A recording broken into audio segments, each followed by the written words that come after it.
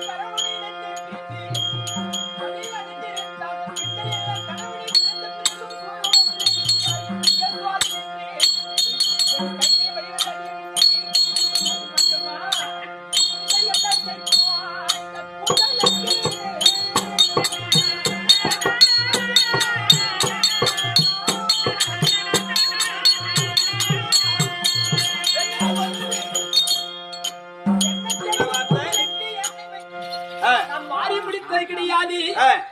நான் எத்தனை தப்பு பிழை செய்திருந்தாலும் என்னுடைய கைகள் எல்லாம் விறகு தடி போல் வைத்தேன். ஆமா, சந்தனம் பூசு மேனி நான் சாம்பல் அடைய வைத்தேன். அடியல் வைத்தேன். குங்குமம் இடக்கூடிய மேனி நான் புழுதடைய வைத்தேன். அடிய வைத்தேன். தலையிலே எண்ணெய் தேய்க்கும் கூந்தலை நான் வாரி முடித்தது கிடையாது.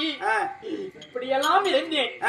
எத்தனை தப்பு பிழைகள் செய்து இருந்தாலும் என்னை பொறுத்துக் கொள்ள வேண்டும் சாமி. பெண்ணே,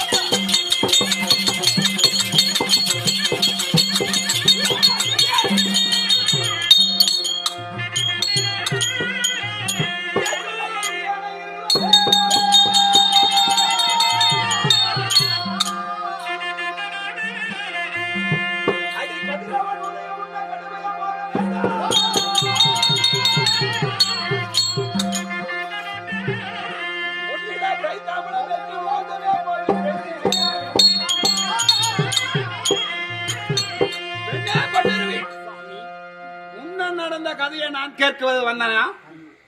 அது கிடையாது. இந்த மண் இருக்குது அல்லவா, இந்த மண்ணை எடுக்கணும். இந்த மண்ணை பிசைந்து அது ஒரு மண்பண்டமாக செய்து அந்த மண்பண்டத்தில் எத்தனையோ சாதம் செய்கிறோம், தண்ணி வைக்கிறோம் குடிக்கிறதுக்கு.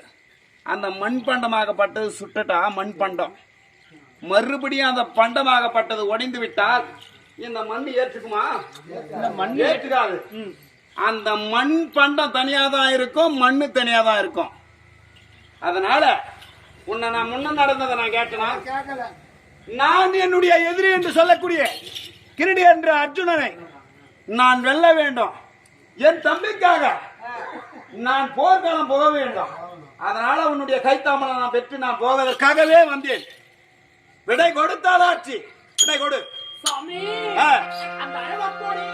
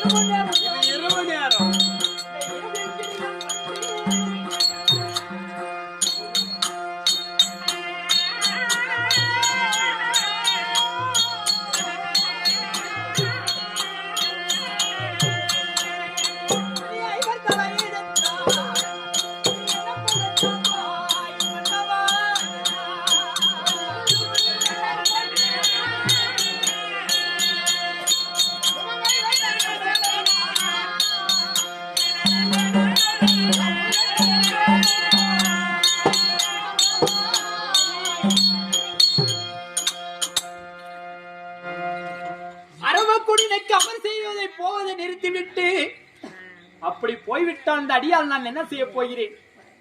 இந்த இரவிலே ஐவரிடத்திலே சேர்ந்தமானா நம்ம சுகமோடு வாழ்ந்துடலாம். வாங்க உள்ள பலனை பெறும். ஐவராஜாக்களை உள்ள சேர்ந்தால் பலன் இருக்கிறது. அடி பெண்ணே, அடி பலன் உண்டு.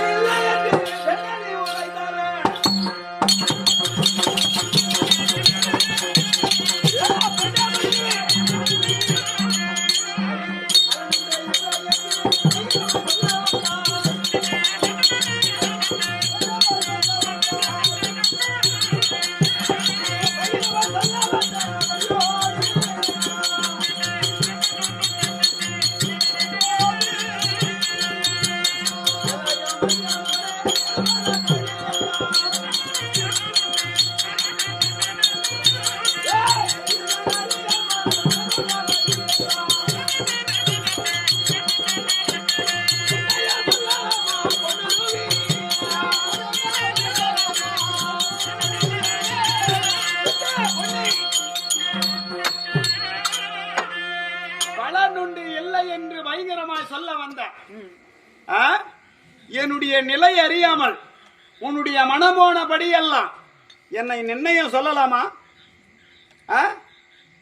சாமி, நீ முன்ன என்னை பாதியில் வந்தவள், பாதியில் விட்டு விட்டு சென்று விட்டவள், ஆகாதவன் என்று உதறி தள்ளி உன்னுடைய சொந்த தாயிடத்தில் சென்றாய். நான் உன்னை பிரிந்து தன்னந்தனியாக மறு கல்யாணம் தரித்து நான் மனைவியிட சந்தோஷமா வாழ்ந்தனா? மனைவியை பிரிந்து ஒரு நாளும் நான் வாழ்ந்த வேதனை என் மன கஷ்டம் எனக்கு தெரியும். அந்த மன கஷ்டத்தை போக்கணவன் என் தம்பி துரியோதனை. நீ என்ன பழம் ஐவராஜாக்கள், என் தம்பி மாதிரிதான் ஐவராஜா. ஐவராஜாக்கள் என் தம்பிமாரா இருந்தாலும் எனக்கு எதிரி. என் தம்பி உயர்ந்தவன். என் தம்பிக்காக நான் சண்டைக்கு போவது உனக்கு உறுதி. உன்னுடைய கைத்தாமலை ஒழுங்கா கொடு சாமி. போதும்.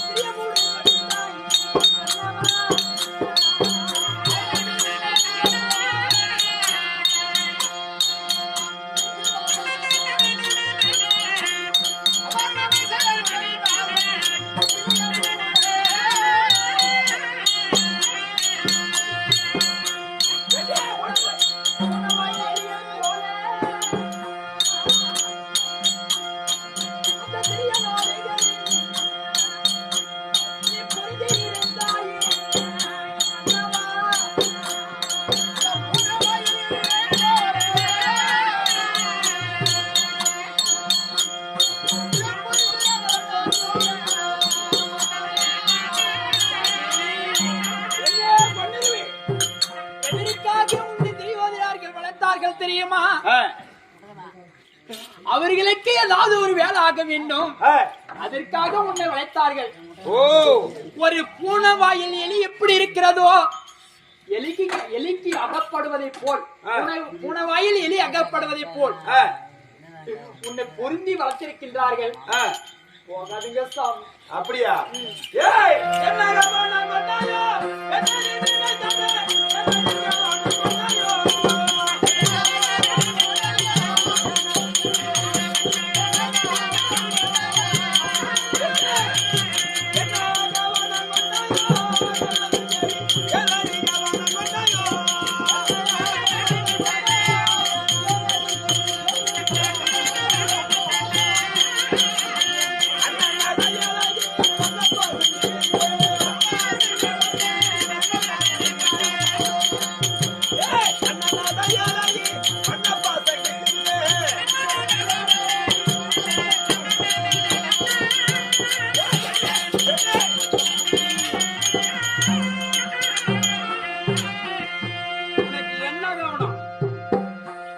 தம்பி துரியோதனை கேவலம் பேசுவதற்கு உனக்கு என்ன மனம் வந்தது? ஒழுங்கா விடை கொடுத்தால் ஆட்சி, எனக்கு விடை தாமனம் தந்தால் ஆட்சி, எல்லாம் உனக்கு நான் கொடுக்க முடியாது என்று சொன்னாலும் சரி. பெண்ணே, குழந்தைய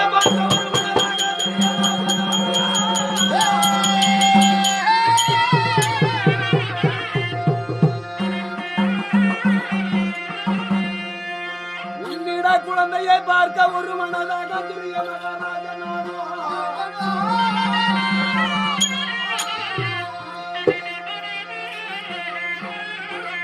அந்த விஜயனால் அவதரித்த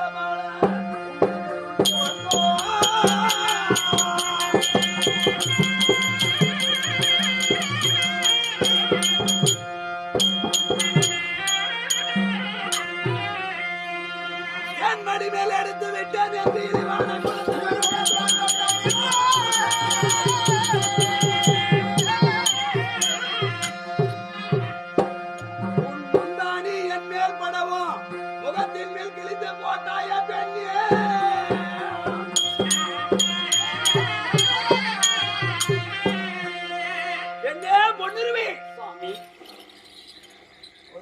இந்த கர்ணன் ஈன குலத்தோல் பிறந்து என்னை மாலையிட்டு விட்டான் என்று சொல்லி உன்னுடைய தந்தை தாய் வீட்டிற்கு சென்று விட்டாய். உன்னை பிரிந்த வேதனையோடு என்னுடைய தம்பியிடத்தில் நான் மாரடித்து புலம்பி அழுந்து புலம்பி நான் சொல்கின்ற காலத்திலே என் தம்பி அண்ணா கண்ணா அழாத, இப்போதே சென்று பார்த்து வரலாம் குழந்தைய அப்படி என்று என்னுடைய விதியினால் அவதரித்த பாலனை உன் வீடு வந்தான். என் தம்பி துரியோதனன் நானும் அப்படி வருகின்ற காலத்துல நீ தண்ணிக்கு எங்கேயோ சென்றிருந்தாய். உன்னுடைய குழந்தை இவ்வளவு அழகா இருக்குதே அண்ணா என்று என் தம்பி துரியோதனன் என் மடிமையில் எடுத்து கொடுத்து விட்டான். வாங்கி நான் அப்படி என்னுடைய குழந்தையை நான் தூக்குவதற்கு ஓடோடி வந்து இடிவான குலத்து மகனே என் மகனை தொடாதே அப்படி என்று குழந்தையை பிடிக்கும் போது உன்னுடைய மந்தாணி என்னுடைய முகத்தின் மேல் பட்டு விட்டது.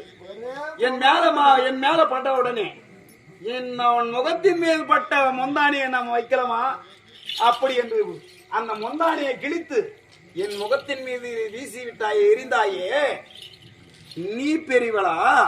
அப்போது என்னை ஆதரவு கொடுத்து என்னை அஸ்னாபுரி பட்டணம் என்று சொல்லக்கூடிய 56 நாட்டுக்கு பேரரசன் என்னை அங்க சென்று ஒரு பெரிய விழாவை வைத்து இதை மறப்பதற்கு அண்ணன் மறக்க வேண்டும் அப்படி என்று பெருநன்மையோடு என்னை ஆறுதல் சொல்லி என்னை வைத்தானே. என் தம்பி பெரியவனா இல்ல நீ பெரியவனா? சாமி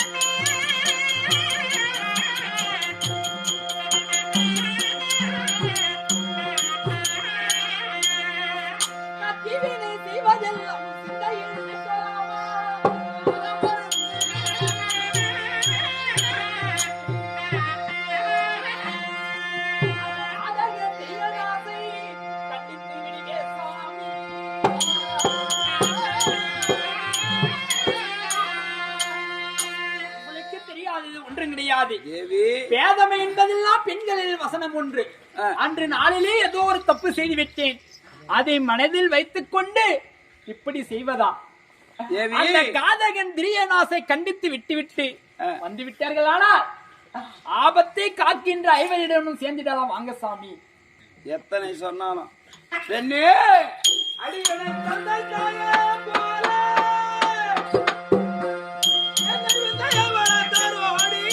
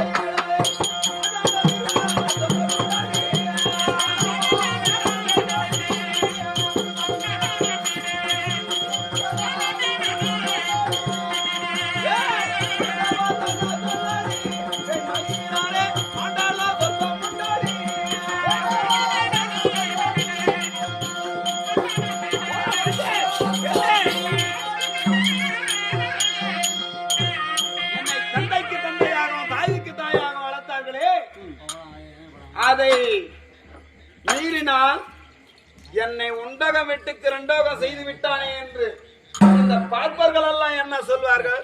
இந்த உலகம் என்ன சொல்லும்? இந்த கர்ணன் அண்ணன் தம்பி இன்னவர்கள் தெரிந்தவுடனே இந்த தம்பிமாரிடத்தில் சேர்ந்து விட்டார் என்று. அதனால நான் போருக்கு போவது உறுதி. எனக்கு விடை தான் சொல்லு சாமி.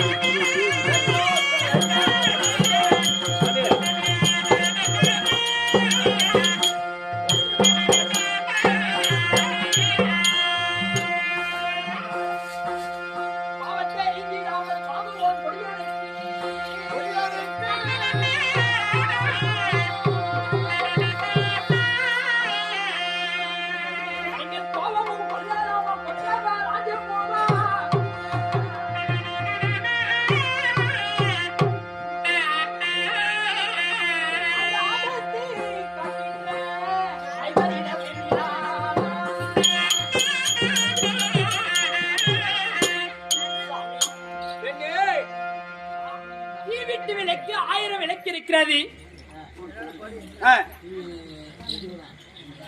சொல்லு. ஒரு அகல் விளக்கு இருக்கிறது.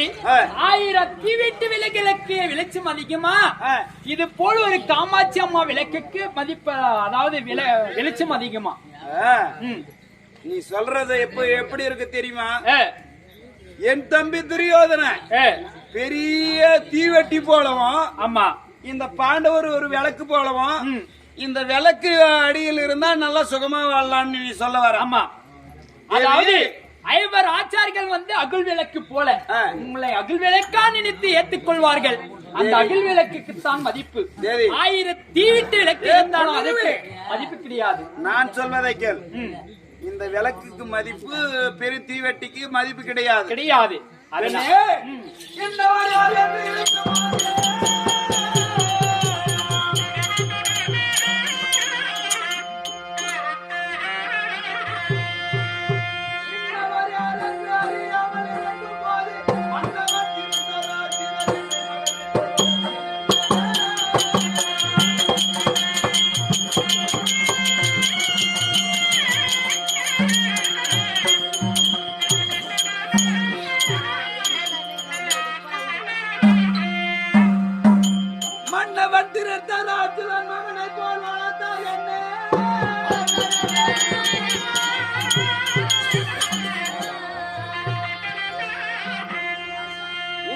வசனம் கொண்டு உயிர் பஞ்ச பாண்டவரை சேர்ந்தேன். ஆனால் வண்ணமுள்ள பொன்னியாலே வைகுண்டம் அடிவேனோ பெண்ணே.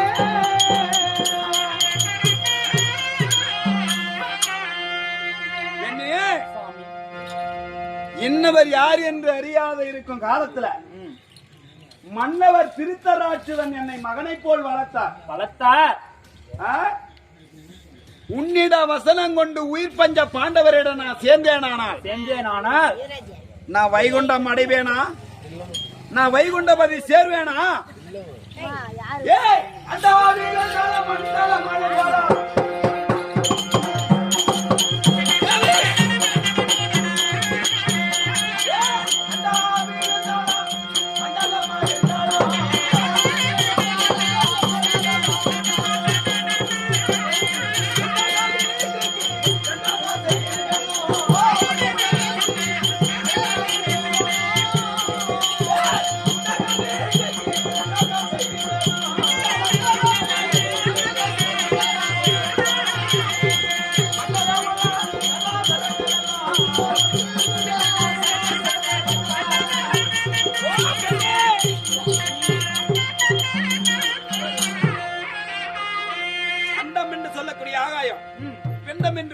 சொல்லக்கூடிய பூமி இதெல்லாம் மண்ணோடு மண் அழிந்தாலும் நான் உண்டகம் வீட்டுக்கு ரெண்டகம் செய்ய மாட்டேன்.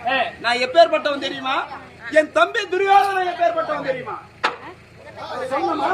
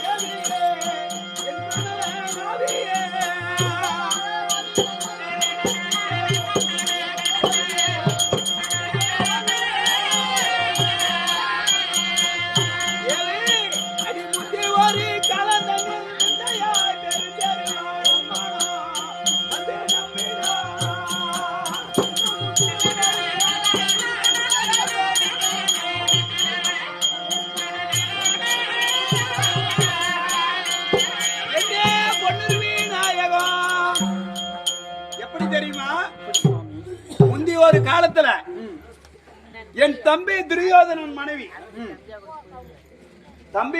தாய்க்கு போலவே நான் நேசித்து, அப்படி தாய் போலவே நேசித்து நான் ஒரு நாள் அஸ்னாபுரி என்று சொல்லக்கூடிய அரண்மனைக்கு சென்றேன். அம்மா கொஞ்ச நேரம் உட்காருங்கம்மா, நீங்க எங்கேயும் போயிடாதுங்க, உங்களுக்காகவே நாங்கள் ஆட வந்திருக்கிறோம். அப்படி அஸ்னாபுரி பட்டணத்திலே நான் செல்கின்ற போது என் தம்பி துரியோதனன் எங்க சென்றா தெரியுமா? காட்டுக்கு சென்று விட்டார். காட்டுக்கு வேட்டையாடுவதற்காக வேட்டைக்கு சென்றார். அப்படி செல்கின்ற போது பெருந்தெருவாள் அம்மனும் நானும் என்ன செய்தோம் தெரியுமா? அடிமுத்தி ஒரு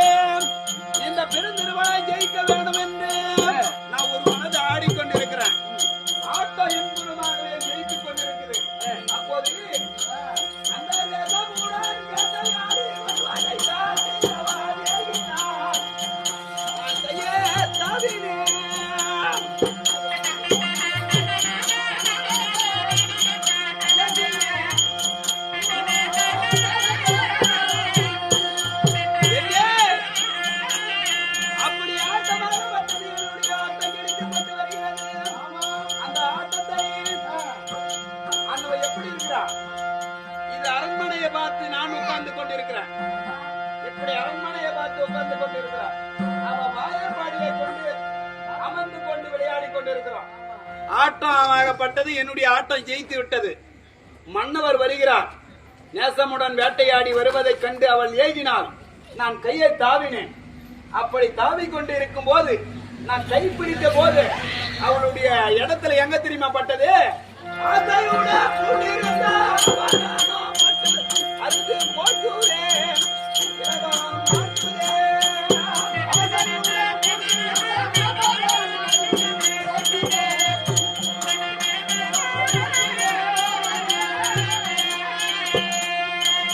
அப்படி ஆடிக்கொண்டிருக்கும் போது கல்யாணம் பிடிக்கும் போது அவளுடைய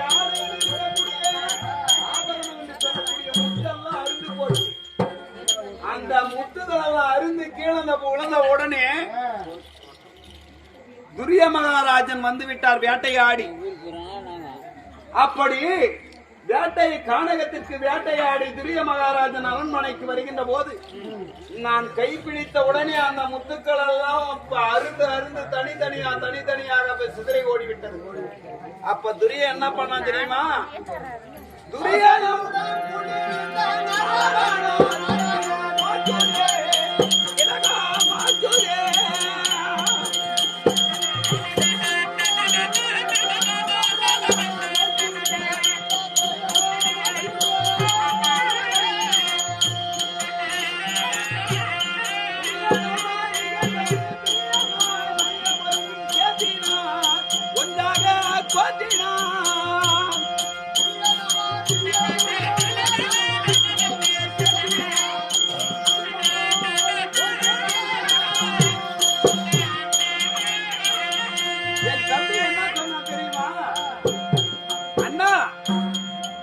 மணி பிரித்தால் என்ன?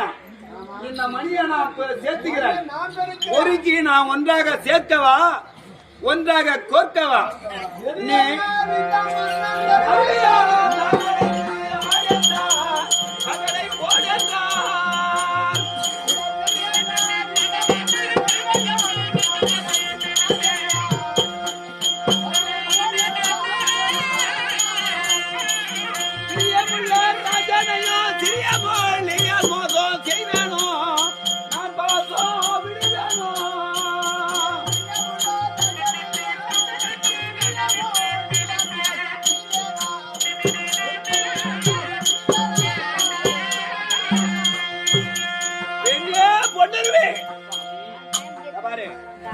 அப்படி துரியோதன மகாராஜன் இந்த மணியை பொறுக்கவா, சேர்க்கவா, கோர்க்கவா என்று கேட்டு மனைவியை பெருந்திருவா என்று சொல்லக்கூடிய வான்மதி பெண்ணே வாருங்கள். ம். என்னுடைய அண்ணன் ஆட்டத்தை நிறுத்தக்கூடாது. இந்த ஆட்டம் இப்போ முடியக்கூடாது. நீ மறுபடியுமாகவே ஆட்டத்தை ஆடு.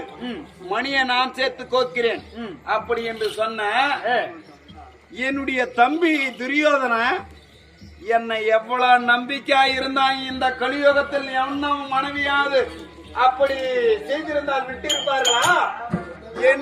என் தம்பி அண்ணன் கர்ணன் தவறானவா பாதையில் செல்ல மாட்டான் என்று அறிவியால ஆட ஆய்த்தானே. பிரியமுள்ள ராஜனையும் சிறிய மொழியால் மோசம் செய்வேனா? நான் பாசம் விடுவேனா? அதனால நீ எனக்கு விடை கொடுத்தா போதும்.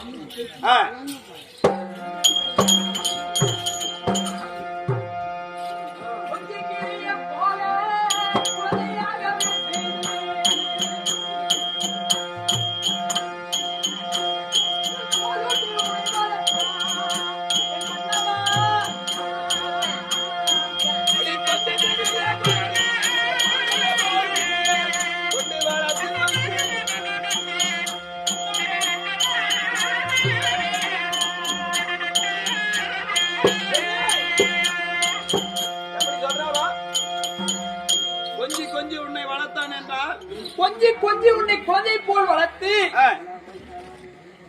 அந்த பூனைக்கு இரையாக்கும் போல் வளர்த்திருக்கின்றான். அதனாலே அங்கே இருக்க வேண்டாம், வந்துவிடு என்று சொல்கிறேன். அடி வடிவிட வேண்டாம்.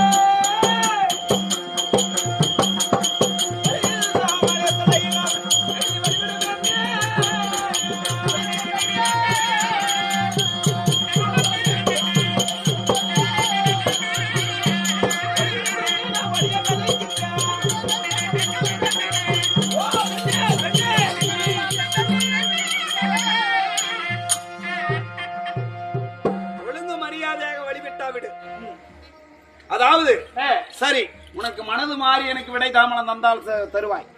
இருந்தாலும் நான் காலையிலே ஸ்தானபானங்கள் செய்து சிவபெருமான ஸ்தோத்திரம் செய்து நான் பூஜையை அந்தமான நதிகளை சென்று ஸ்தானபானங்கள் செய்து பூஜையை முடித்து வருகிறேன். மறுபடியுமாக உன்னிடத்துல வரேன். எனக்கு விடை தாமனம் தந்தால் போதும். உன்னுடைய வீட்டுக்கு நீ கூப்பிடுற, நான் உன் வீட்டுக்கு வர முடியாது. அதனால நான் ஸ்தானமானம் செய்து வரேன். நீ சற்று நேரம் இரு.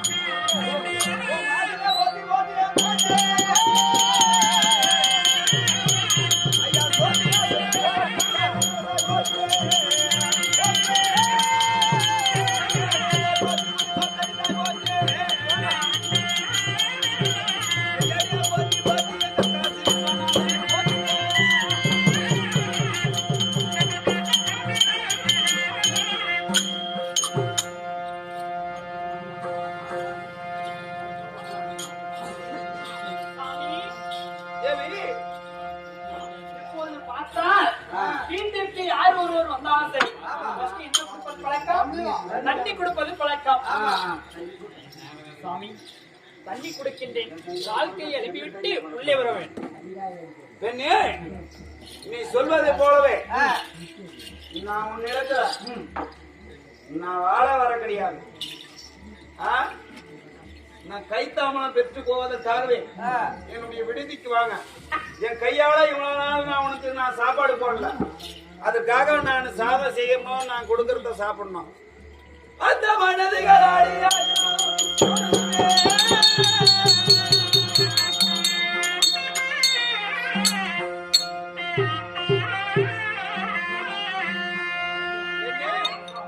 இப்ப என்ன சொல்ற? அம்மா என்ன சொல்றாங்க? ஐயப்பன் நாதரே உன்னை